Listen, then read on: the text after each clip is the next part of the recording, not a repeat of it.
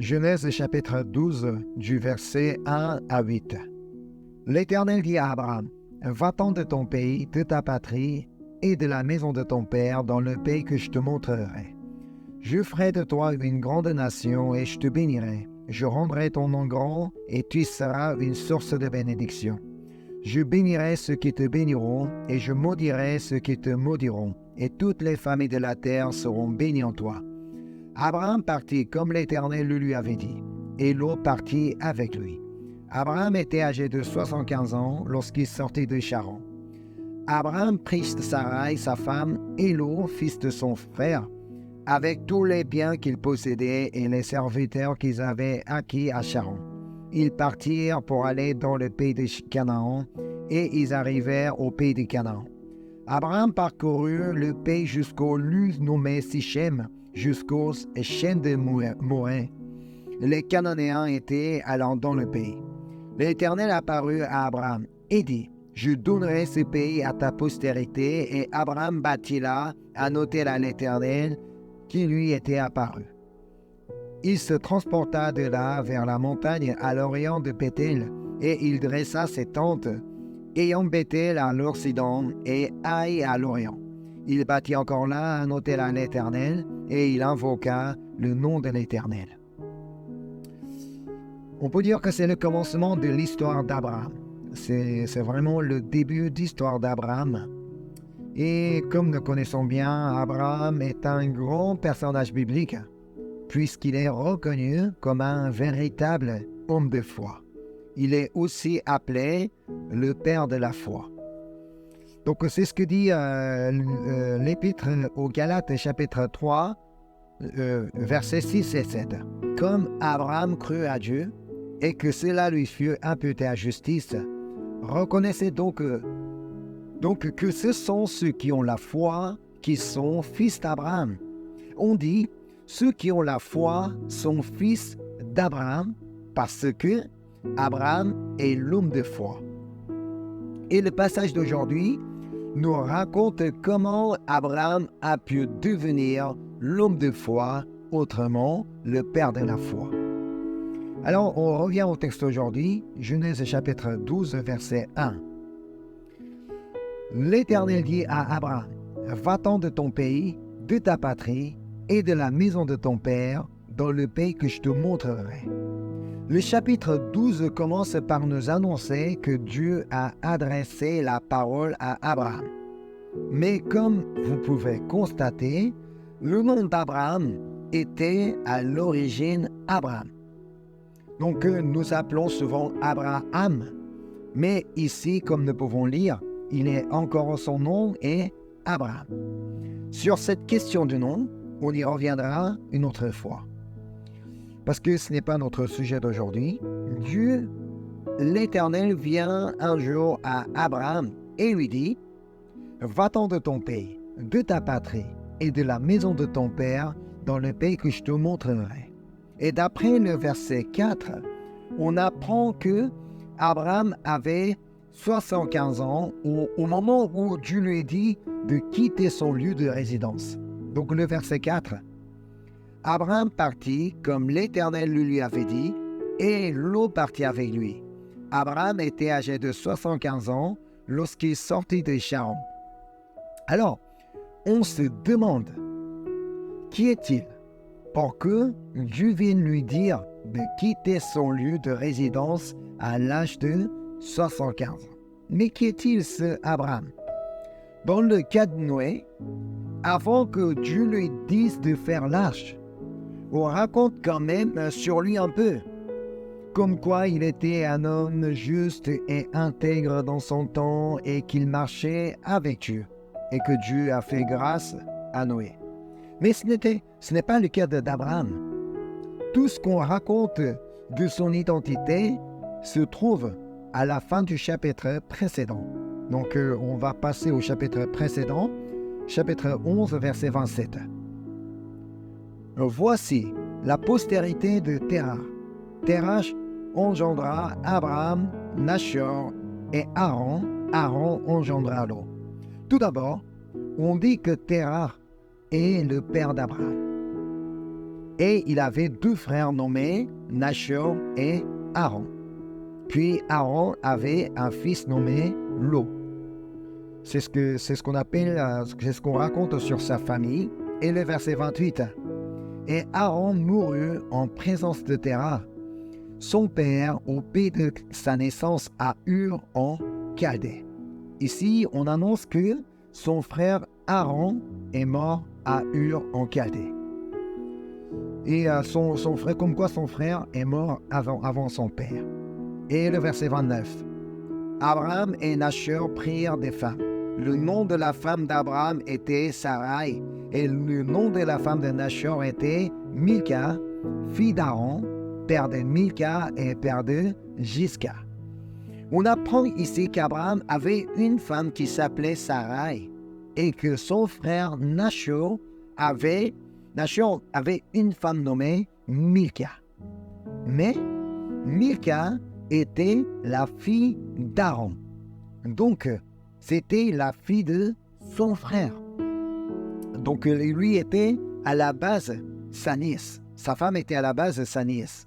Aaron avait donc 3 enfants, Lot, Milka et Jisca. Et le verset 30. Sarai était stérile et n'avait point d'enfants.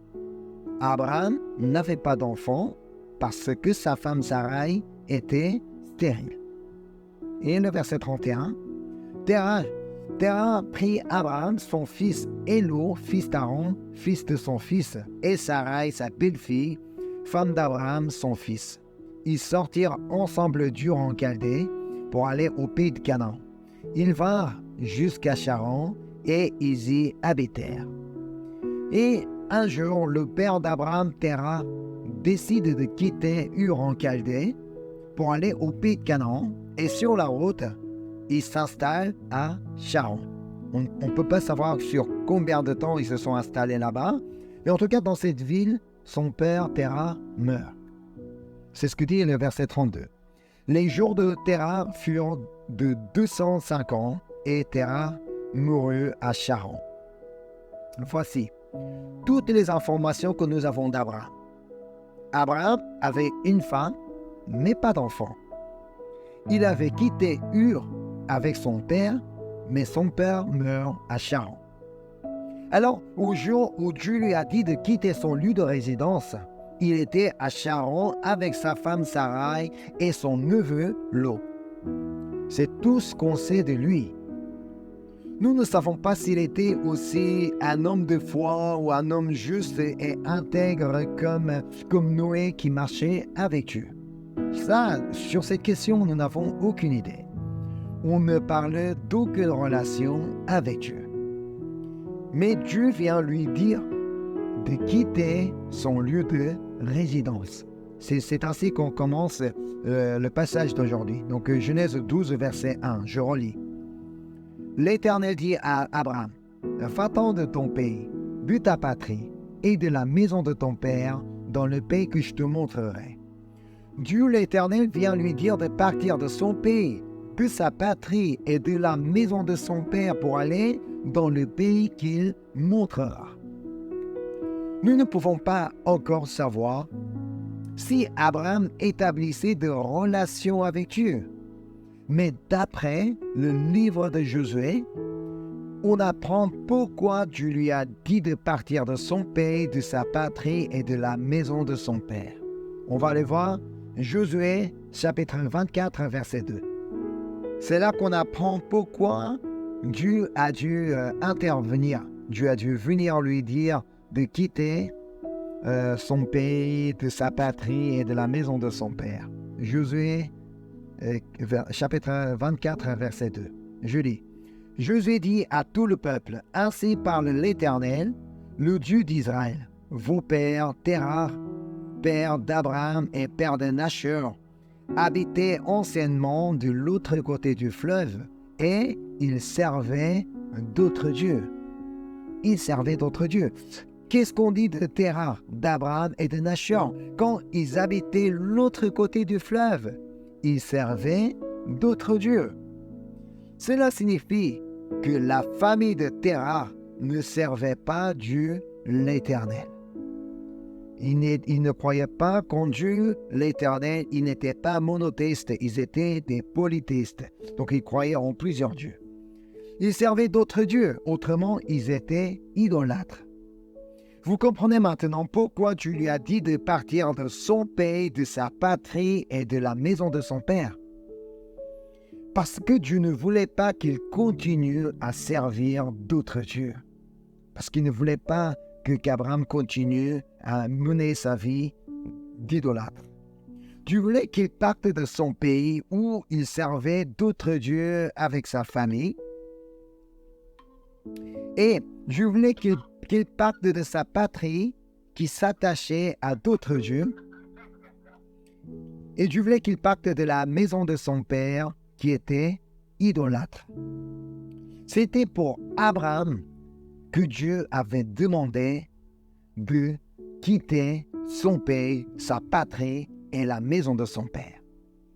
Au moment où Dieu a adressé la parole à Abraham, il était à Charan parce qu'il ne savait plus quoi faire. Car son père qui l'a emmené jusqu'à là est mort dans cette ville. Alors, Abraham n'avait plus de père, donc il ne savait pas forcément plus quoi faire et il ne pouvait s'appuyer que sur les dieux qu'il servait auparavant. Et encore, d'après donc ce que nous avons lu dans le passage d'aujourd'hui, on apprend que Abraham était devenu assez grand, riche dans ce pays. Alors, il s'appuyait sur d'autres dieux, il s'appuyait sur sa richesse, il s'appuyait sur sa vie quotidienne. Mais Dieu voulait qu'il revienne à lui. Et Dieu voulait qu'il s'appuie maintenant sur lui. C'est la raison pour laquelle Dieu lui a dit, on revient au texte d'aujourd'hui, Genèse 12, verset 1. L'Éternel dit à Abraham, va-t'en de ton pays, de ta patrie et de la maison de ton père, dans le pays que je te montrerai. Dieu lui dit, va dans le pays que je te montrerai. Dieu n'a pas précisé le lieu où il doit aller. Quand même, Abraham devait partir sans savoir où aller. Parce que Dieu, c'est Dieu qui montrera le pays où il doit aller. Ainsi, Dieu voulait qu'Abraham s'appuie sur lui. Si Abraham ne sait pas où aller, il ne pouvait qu'appuyer sur Dieu qui lui a dit de partir. Alors, il ne pouvait faire confiance qu'en ce Dieu. Parce que les autres dieux qui servaient, il ne lui a pas parlé. Mais c'est Dieu l'Éternel est venu lui parler, alors c'est lui qui a dit de partir. Alors Abraham ne pouvait s'appuyer que sur lui. Par la suite, Dieu explique plus précisément pourquoi il doit partir. Au verset 2. Je ferai de toi une grande nation et je te bénirai. Je rendrai ton nom grand et tu seras une source de bénédiction. C'est ce que Dieu dit à Abraham. Tant que tu restes là pour servir d'autres dieux, pour t'appuyer sur ta richesse, tu ne peux pas devenir une grande nation. Tu ne peux pas être béni. Ton nom ne peut pas être grand. Et tu ne peux pas être une source de bénédiction. Par contre, si tu décides de me servir, de t'appuyer sur moi, je ferai de toi une grande nation et je te bénirai, je rendrai ton nom grand et tu seras une source de bénédiction. Et le verset 3, je continue. Je bénirai ceux qui te béniront et je maudirai ceux qui te maudiront et toutes les familles de la terre seront bénies en toi. Waouh! Tout ce que Dieu lui a promis est merveilleux, magnifique, c'est puissant, c'est fort. Mais imaginons, si jamais Abraham a répondu à Dieu ainsi. Mais alors, mais qui es-tu? Mais pourquoi je dois t'écouter? Mais comment ça? Faire de moi une grande nation? Rendre mon nom grand? Mais je serai une source de bénédiction. Mon œil, je ne te crois pas, je ne sais même pas qui tu es. Mais comment je peux te faire confiance? Mais si Abraham avait agi ainsi, si c'était le cas, Abraham n'allait jamais devenir le père de la foi. Il ne pouvait pas être homme de foi. Voici comment il a pu devenir homme de foi. C'est le verset 4 qui nous le dit. Abraham partit comme l'Éternel le lui avait dit, et Lot partit avec lui. Abraham était âgé de 75 ans lorsqu'il sortit de Charan. C'est ça. Abraham est parti comme l'Éternel le lui avait dit, sans aucun commentaire, sans contester donc de sa demande. Abraham est parti comme l'Éternel le lui avait dit. C'est ce qu'on appelle la foi. On va aller voir l'épître de Jacques, chapitre 2, verset 14. Mes frères, que sert-il à quelqu'un de dire qu'il a la foi s'il n'a pas les œuvres? La foi peut-elle le sauver? Ici, on pourrait poser une question. Alors qu'Abraham ne croyait pas encore en Dieu, comment pouvait-il avoir la foi en Dieu? Mais comment pouvait-il partir par la foi, alors que jusqu'à ce jour-là, il servait d'autres dieux, alors qu'il était un idolâtre? Mais comment pouvait-il avoir la foi en Dieu? Comment pouvait-il partir par la foi? Comment pouvait-il avoir la foi avec les œuvres? Cela était possible parce que la foi est le don de Dieu. Et on va aller voir l'épître aux Romains, chapitre 10, verset 17. Ainsi, la foi vient de ce qu'on entend, et ce qu'on entend vient de la parole de Christ. Comme la foi vient de ce qu'on entend, Abraham a pu avoir la foi parce qu'il a entendu la voix de Dieu, la parole de Dieu. Mais la parole de Christ et la parole de Dieu, c'est la même chose. C'est comme Pierre. Parce qu'il a entendu la parole de Jésus, l'enseignement de Jésus, qu'il a pu avoir la foi et d'aller jeter le filet au fond de la mer. Jusqu'à ce jour-là, Pierre, lui non plus, il n'avait pas la foi. Mais parce que ce jour-là, comme il a entendu la parole de Jésus, qu'il a pu avoir la foi. Mais après, c'était le choix d'Abraham, servir ou ne pas servir la foi. Ce n'est pas la question d'avoir la foi, c'est la question de servir la foi et ne pas servir la foi. Même si Dieu lui a promis qu'il fera de lui une grande nation, qu'il le bénira, qu'il rendra son nom grand et qu'il sera une source de bénédiction. Mais si Abraham refuse de croire, s'il refuse de servir sa foi pour croire, Dieu ne pouvait pas le bénir, Dieu ne pouvait rien faire pour lui. Alors, on va aller voir Deutéronome chapitre 30, verset 15. C'est un verset très intéressant. Je lis, « Vois, je mets aujourd'hui devant toi la vie et le bien, la mort et le mal. » Dieu dit, « Je mets devant toi le choix. » Alors tu peux choisir la vie et le bien ou la mort et le mal. C'était au peuple d'Israël de le choisir. C'est à nous de choisir. Et il dit comment on peut choisir la vie et le bien. C'est la suite, le verset 16. Car je te prescris aujourd'hui d'aimer l'Éternel, ton Dieu, de marcher dans ses voies et d'observer ses commandements, ses lois et ses ordonnances, afin que tu vives et que tu multiplies et que l'Éternel ton Dieu te bénisse dans le pays dont tu vas entrer en possession. Donc choisir la vie et le bien, comment on fait? Donc on sait en aimant l'Éternel, en marchant dans ses voies, en observant ses commandements, ses lois et ses ordonnances. C'est ainsi qu'on peut avoir la vie et le bien dans notre vie. Mais par contre, ce qui est choisir la mort et le mal, ce sont les versets suivants qui nous le disent. Donc versets 17 et 18. « Mais si ton cœur se détourne, si tu n'obéis point et si tu te laisses entraîner à te prosterner devant d'autres dieux et à les servir, je vous déclare aujourd'hui que vous périrez, que vous ne prolongerez point vos jours dans le pays dont vous allez entrer en possession après avoir passé le Jourdain.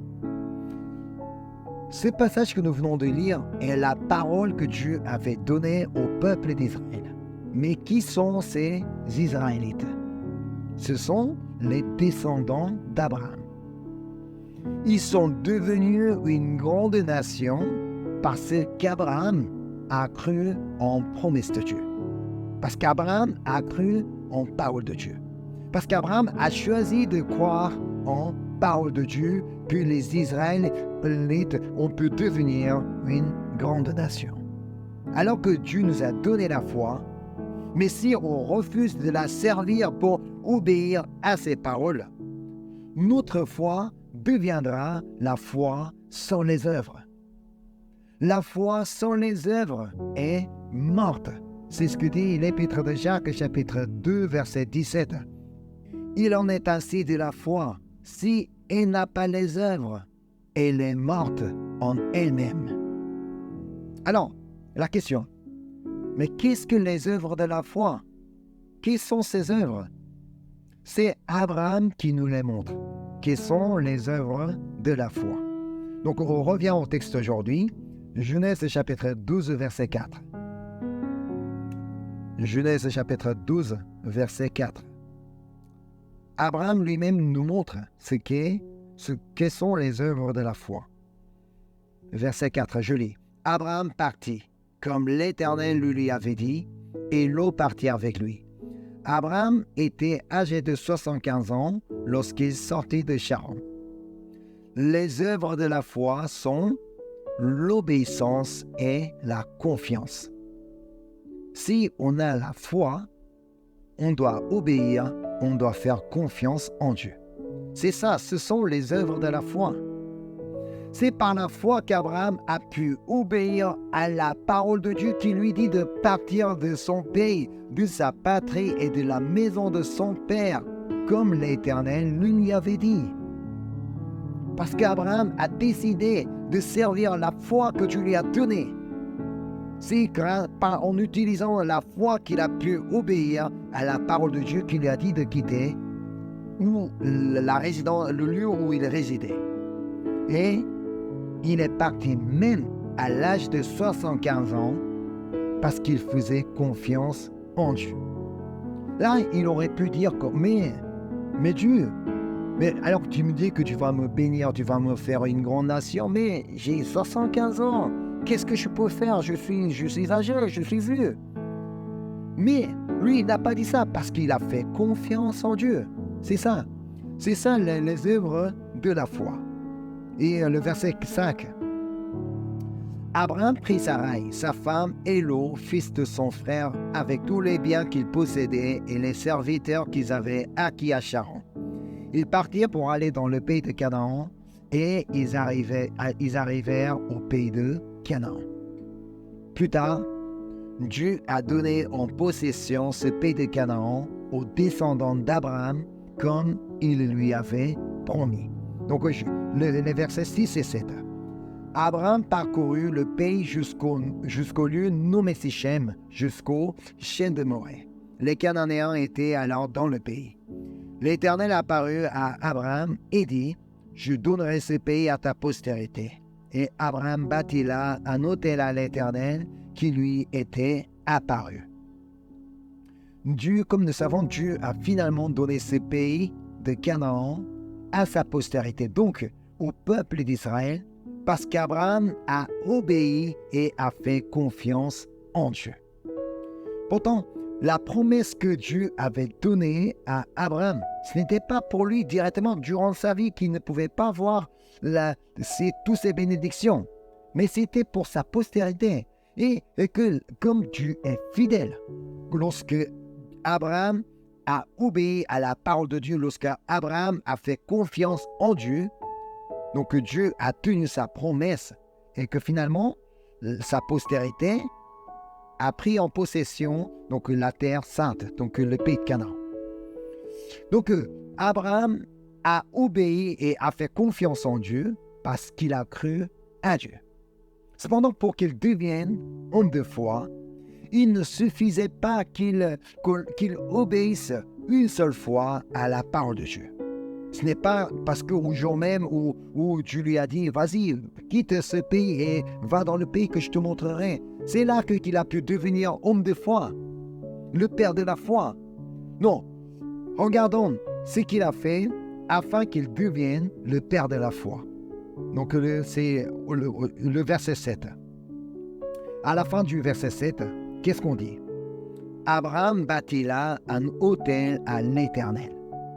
Ça veut dire, il a adoré Dieu en lui rendant le sacrifice. Donc ça veut dire, là, il a mené une vie d'adoration. C'est là qu'il a adoré Dieu. C'est ce qui a nourri sa foi. L'adoration nourrit notre foi et encore la prière. Donc c'est ce que dit le verset 8. Il se transporta de là vers la montagne à l'orient de Béthel et il dressa ses tentes ayant Béthel à l'occident et Laï à l'orient. Il bâtit encore là un autre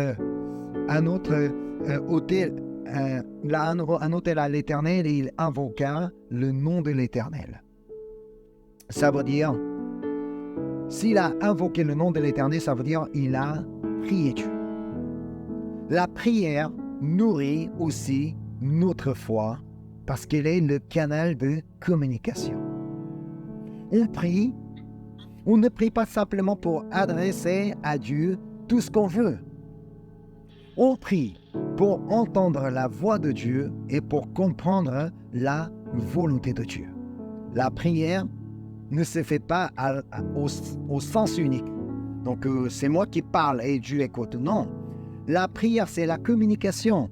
Donc, j'adresse quelque chose à Dieu, mais Dieu me parle à travers la prière. C'est ça. C'est ainsi qu'on peut nourrir notre foi. Quand Dieu nous donne la foi, il faut la nourrir.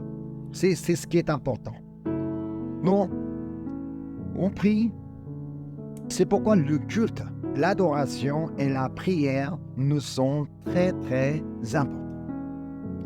Donc, on peut adorer Dieu si on a le temps, si ma situation me permet, et puis je prie Dieu. Donc, si j'ai le temps, donc si mon environnement me permet, non.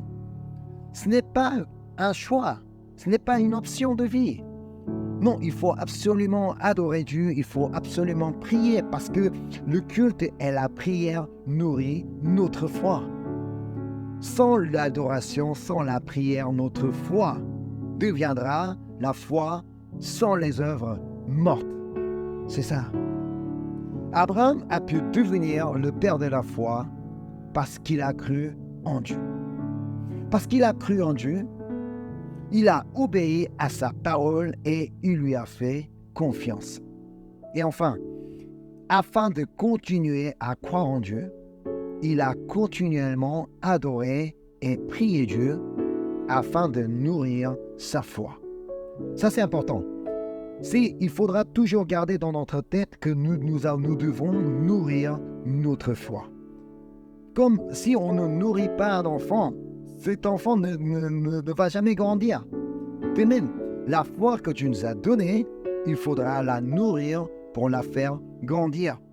Si on ne la nourrit pas, elle va devenir petite et finir par mourir. Alors nous devons continuer à nourrir notre foi afin que nous puissions continuer à croire en Dieu, afin que nous puissions continuer à obéir à sa parole et lui faire confiance. En fait, Abraham était d'une famille idolâtre, une famille qui servait d'autres dieux. Mais il a pu devenir le père de la foi, parce que depuis que Dieu lui a donné la foi, il n'a pas cessé de la servir. Il a continuellement servi la foi que Dieu lui a donnée. Il n'a pas cessé de nourrir la foi que Dieu lui a donnée. C'est pourquoi sa foi est devenue de plus en plus grande et qu'il a pu devenir le père de la foi. Ce n'est pas notre environnement qui compte, c'est notre détermination. Seigneur, je voudrais aussi avoir aussi grande foi qu'Abraham. Mais il ne suffit pas de prier comme ça.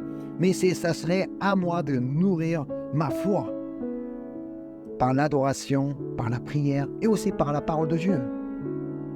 Peu importe notre environnement, si nous décidons de servir notre foi pour croire en Dieu, même si l'obstacle est devant moi, même si ma situation est délicate, même si je suis devant l'impossibilité, mais si je décide de servir donc ma foi pour croire en Dieu, nous aussi, nous pouvons devenir un homme de foi comme Abraham.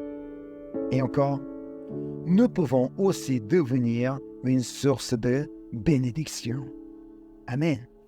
Je voudrais que nous qui sommes connectés ce soir, que nous soyons tous une source de bénédiction. Pour nos prochains, pour nos familles, pour nos amis, à ceux qui nous entourent. Mais ça ne se fait pas automatiquement. Ça serait à nous de nourrir la foi que Dieu nous a donnée par l'adoration, par la prière, par la parole de Dieu. Et lorsque notre foi est nourrie par la foi que nous pouvons continuellement croire en Dieu, et ainsi que nous pouvons continuellement obéir à la parole de Dieu, c'est ainsi que nous allons continuellement vraiment mettre confiance en Dieu. Surtout, ayez la foi en Dieu et croyez à toutes les promesses que Dieu a données dans la Bible. Parfois, donc les gens pensent que cette telle promesse n'a été donnée qu'au peuple d'Israël, à quelqu'un. Non. Si la Bible nous est donnée, les Écritures nous sont données aujourd'hui, parce qu'elles me concernent aussi. C'est la parole qui ne connaît pas le temps. C'est la réalité. C'est le présent qu'on parle. Alors, il faut croire que toutes les promesses écrites dans la Bible me concernent. Alors, si vous en croyez, toutes les promesses deviendront la réalité dans votre vie. Et si vous ne croyez pas, vous ne les verrez jamais dans votre vie. Si tu crois, tu verras la gloire de Dieu. C'est ce que Jésus a dit devant le tombeau de Lazare. Personne ne croyait que Lazare allait sortir, ressusciter. Mais lorsque Marthe et Marie a été nourries par la foi et lorsqu'ils ont cru, ils ont pu voir le miracle, son frère, donc ressuscité. C'est ça. Ce n'est pas que ça. Donc toutes les promesses écrites dans la Bible, c'est pour moi qu'elles sont écrites. Alors c'est à moi de croire en ces promesses. Alors, continuons à servir notre foi. Et afin de continuer à servir notre foi, il faudra continuellement nourrir notre foi par l'adoration, par la prière et par la parole de Dieu. Et en servant notre foi, continuons à croire en Dieu, en lui obéissant à tout ce qu'il nous dit et en mettant notre confiance en Dieu. Amen. C'est ainsi que je crois fortement que nous pouvons aussi devenir une source de bénédiction à notre génération. Amen.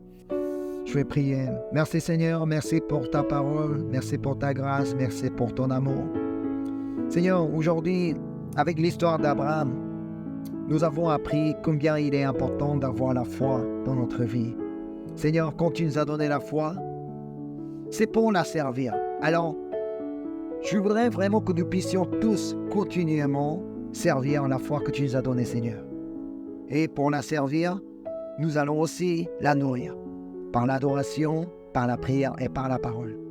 Et nous n'allons jamais oublier de la nourrir afin que notre foi puisse grandir constamment et que nous pouvons croire en toi par la foi que tu nous as donnée, Seigneur. Et nous voulons continuellement obéir à tes paroles. Et nous voulons continuellement te faire confiance en toutes circonstances.